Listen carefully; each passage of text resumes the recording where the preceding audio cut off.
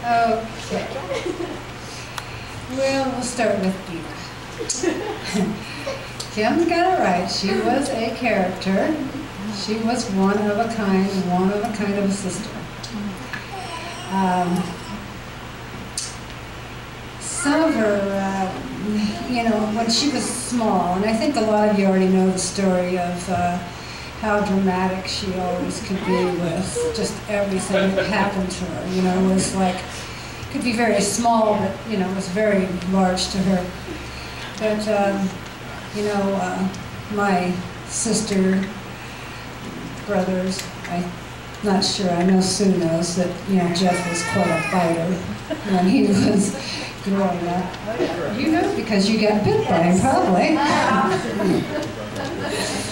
And Vita was, I'm not sure, maybe she was 3, 4 years old, and she was sitting on the hearth of the fireplace at my mom and dad's, and Jeff came up and bit her. We didn't know that at the time, but the next thing we knew, she just fell right off the hearth. Found out he bit her on the finger, and so she stopped breathing and fell off. But I don't think that was the last time that he bit her. She just got a little bit older where she fought back. And then, you know, to reiterate what, you know, Kim has said, what Uncle Larry has said, there truly were no two people that, like Ron and Vita, who really were devoted to each other, really loved each other, which is not commonplace these days. And they did anything, and they fought for each other's, you know, everything. I mean, nobody was going to step on either one of them.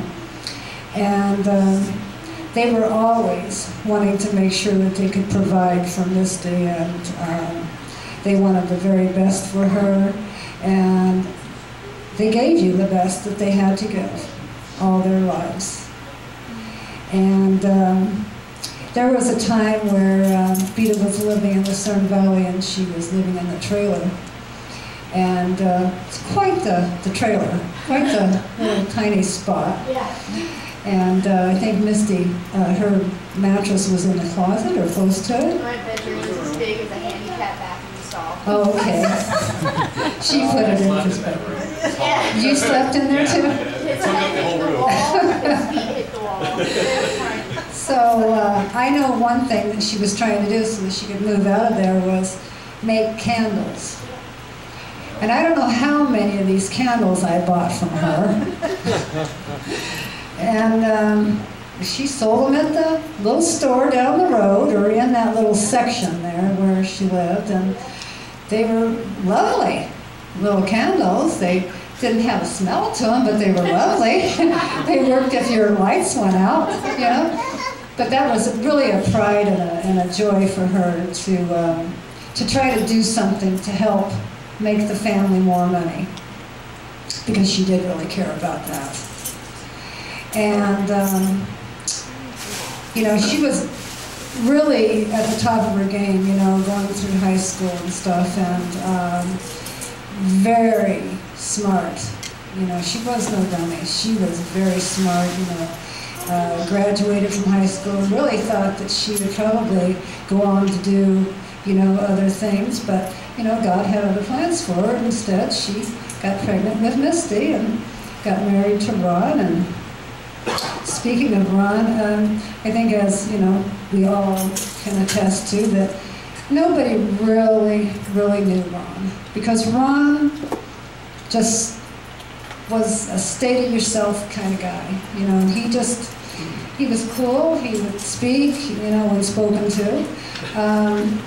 Very briefly. Very briefly. He also was very nervous and not excited to come to a family function. So I think that's why we never got to really to know Ron. You know, we knew of it. But, you know, one thing I know about Ron was no matter what profession he did through his life, it was the best. You know, like a roofer. There was nobody like a roofer. And, you know, the roofer was the job to have. No matter how many times he fell off a roof, how many times he burned himself with tar, which was many, and but that was the best job to have, best job. And then he went on to a trucking job, and then forgot about roofing was the best job, and being a trucker was the best job. Oh, So, he always told me he hated that job. he hated it, but it was, he may have hated it, but it was the best. Yeah. You know, I mean, if you were a trucker, you were it. You were it, you know. So, you know, just in closing with that, I just, you know, I want you to know, Misty, that your mom, your dad loved you with everything they could possibly muster up inside of them, which was everything. And, you know, I was there, you know, the day that you were born, because your dad didn't want to go in with your mom. And, he loved you. She loved you very much. And you'll always have a special spot in your heart for them, even though you won't physically see them anymore. They're going to still be there with you to help you and guide you through life. I love you, Misty, Rob, Sadie.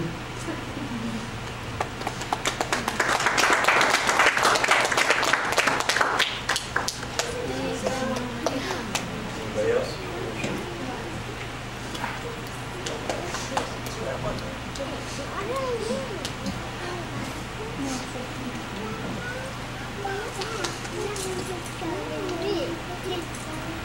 Hello everybody, my name's Rob. Hi, Rob. There's a lot of you I don't know and very few of you that I've met on occasion.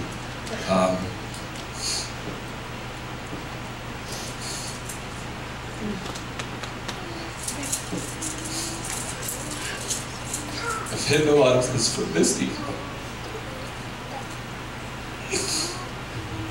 I've tried so hard to be that rock.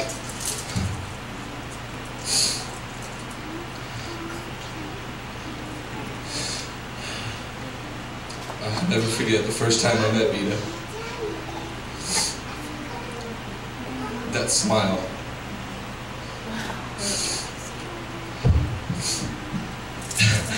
Thank you, see.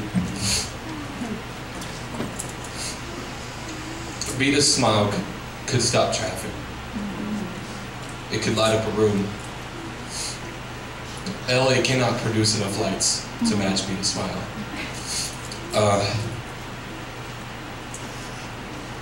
She's a very enthusiastic person. Everything was a big deal. Everything. I remember she saw an infomercial that came on that I saw like months ago. And she thought it was the coolest thing ever. She was a character.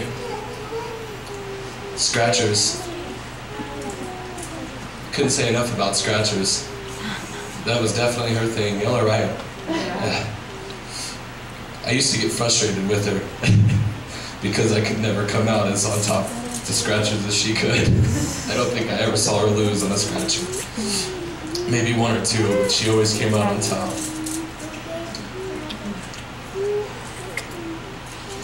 One of the biggest regrets I have is I never really spent the time I think that I should have spent trying to get close to Vita.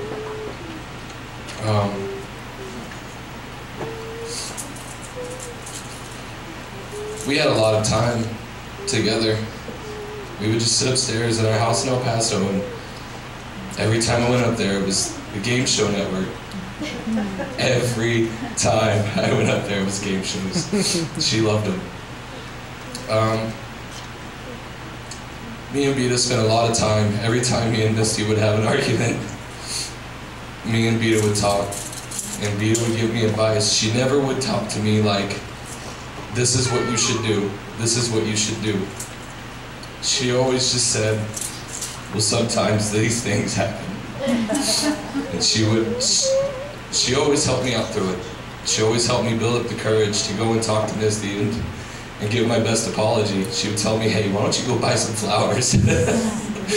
And she was right. It always helped. She's gonna be dearly missed. I miss her every day. And I miss the smile